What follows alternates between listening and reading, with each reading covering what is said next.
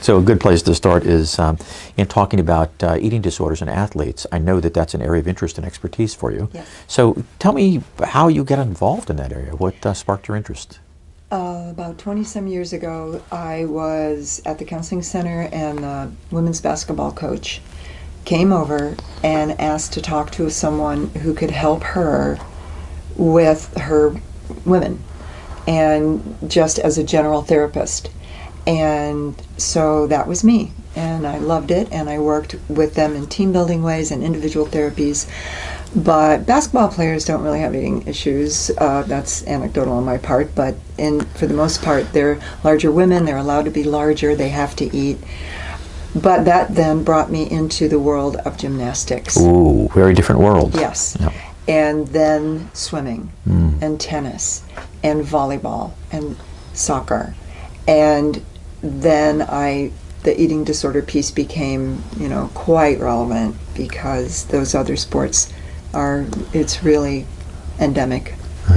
And what do you see? So in a sense, when you moved from the basketball court to the swimming pool or to the gymnastics area or whatever, you are not in Kansas anymore. You're in an athletic and performance-based kind of arena where body size and shape are really critical. It's not just about function, it's about form. Exactly. And a lot of myths that a certain body type is the only type that can do a certain event or a certain speed or a certain capacity or a certain move. So what would some examples of that be? What would be examples of those myths? A really good one was track athletes. I worked with a lot of track athletes, and what we would find is they would weigh them every day, which we eventually got the scales pulled out of the gym and of locker rooms, and coaches were not allowed to weigh their athletes.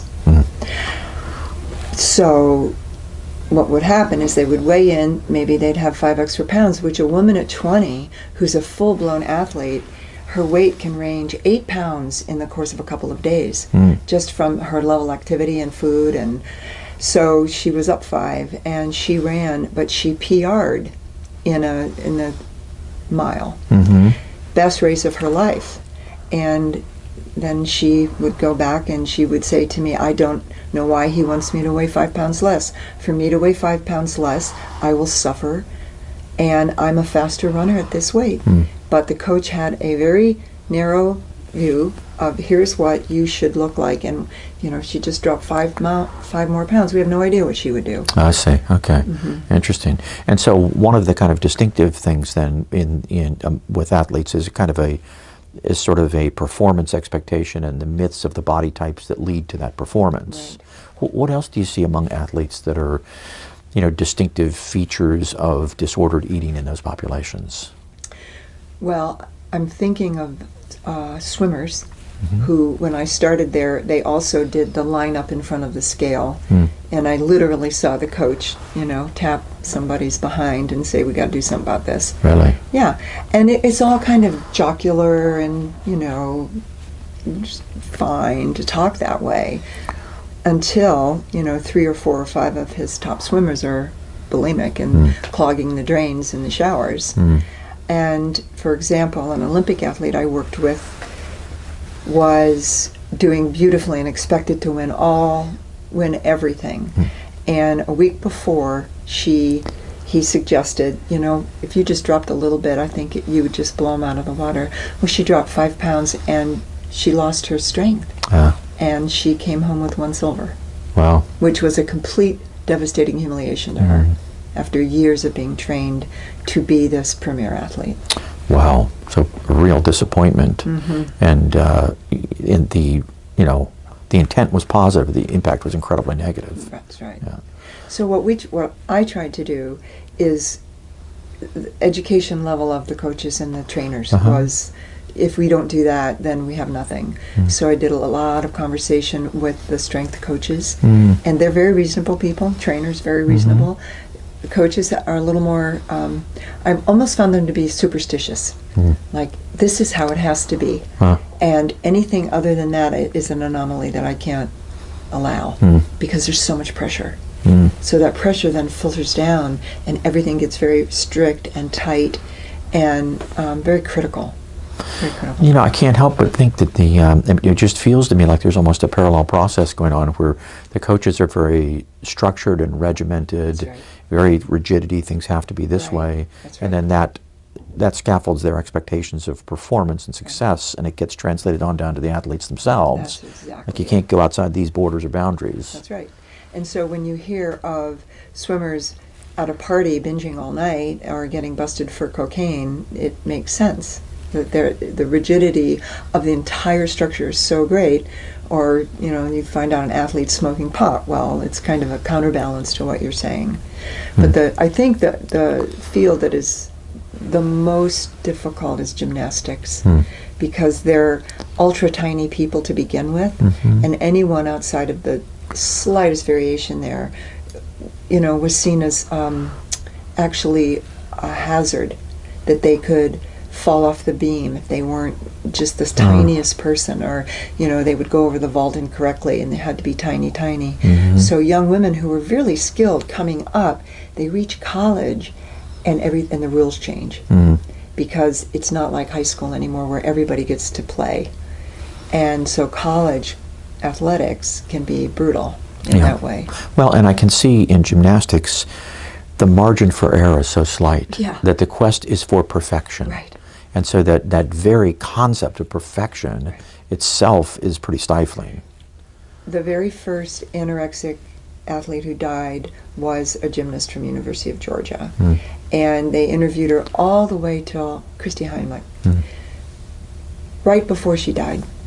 And she was, you know, completely anorexic and could not break it. Yeah. That, what you said, that sense of, you know, a threat that if I have to stay so small, it once it gets to that level, to turn it around is almost impossible. Yeah.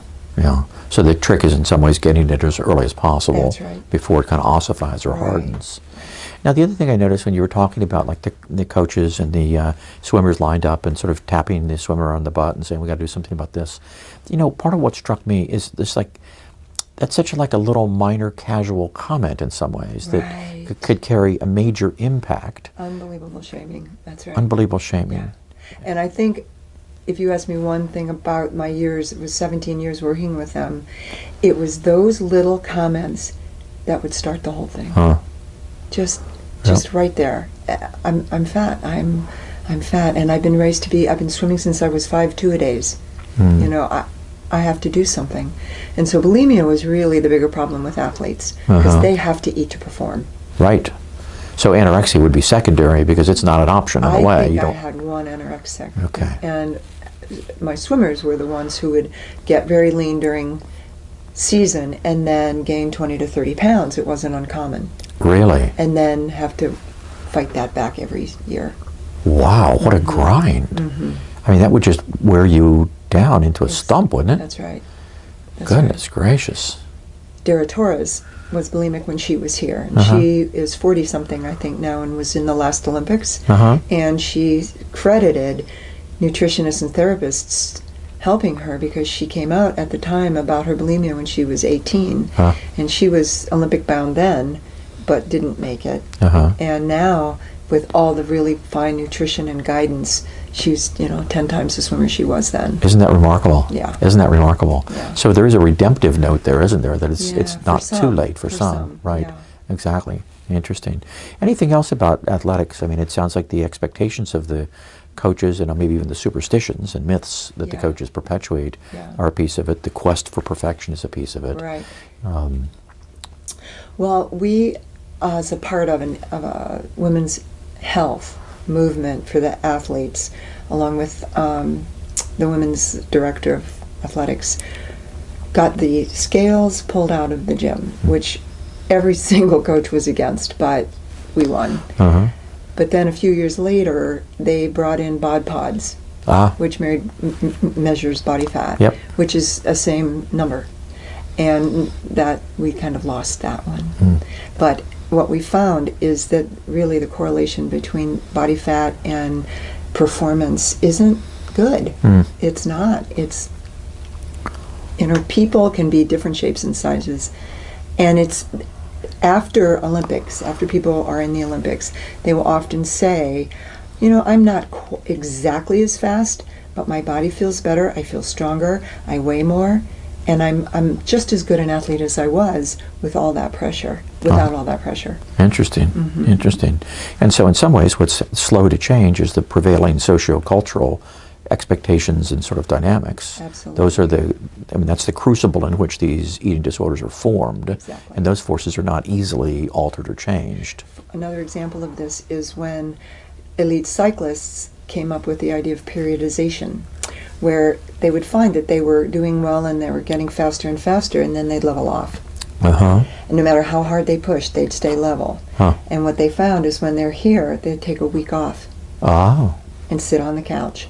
Really? And then their bodies would be so rested that then they would get faster. Really? So it's that same kind of shaking up what you think is this hardcore way.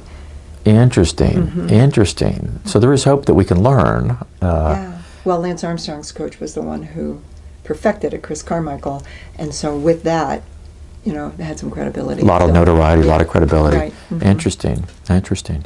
And so, you know, if you were to, instead of working with the downstream challenges of kind of the repository of eating disorders among the athletes themselves, if you were able to intervene with the athletic directors or with the coaches, with the sort of upstream folks, what, in an ideal world, what would you like to be able to say to them or do with them to alter the environment that's productive of these eating disorders?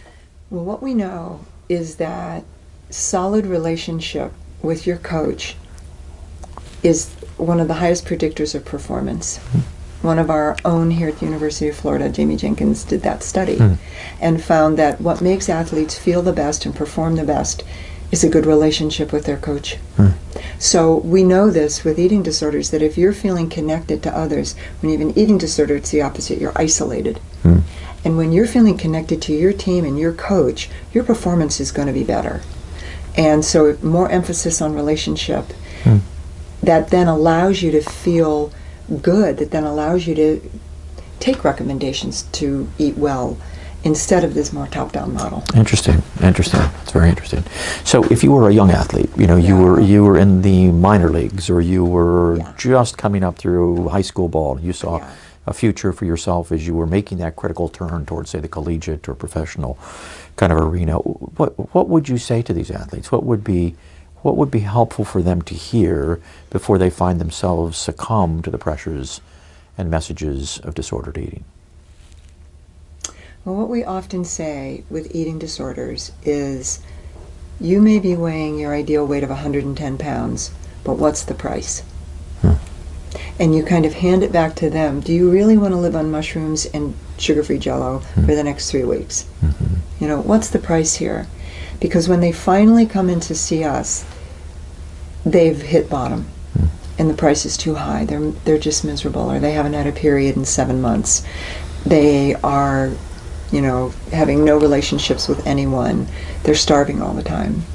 And so it's sort of, it has to be a very individual choice. You know, how do you want your life to look? Is this worth it? Well, it's interesting that you say that, and it's very consistent with the idea that you're trying to get people attuned to themselves and what's in their best interest. That's right. And not just falling prey to the kind of messages that they receive from outside. That's right. The new generation of coaches, I think, are getting this. From my experience, they're treating their women very differently. A lot of them are. And both male and female coaches. It's just the times are changing. And so what do you see? What would be a cardinal feature or two that would distinguish kind of this new era of coaching versus the previous generations? I think the notion that top-down doesn't work. I see. For women. I can't speak for men. I've never worked with men in this area. But top-down doesn't work. And what works is a sense of that this person is there for me and cares for me and sees me as a whole person and not just a cog in a wheel. Yeah. Well, that's so interesting because it's so consistent with the way you work with the clients then when they come to you. It isn't top-down. It's really you trying to get them reconnected to themselves and to their best interests. Yes. I actually have a funny story. I was working with an Olympic soccer player, and I recommended, she was going through a hard time and all this, and I recommended that she go out in the woods and mountain bike and just have fun. And she did, but she got in a lot of trouble because they told her, those were, you can't do that when you're an Olympic athlete. These things that could hurt you. You see what I'm saying? Sure. But she, in her own mind, knew that she needed to break out of the mold that they had her in and to become more of her whole person. That's excellent. She was so good they didn't care. Well, it sounds like they learned something as well as Yeah, her, and yeah. we've learned something today as a result of talking with you. Good. So thanks very much for taking the time and talking It's with my us. pleasure, Greg. Excellent.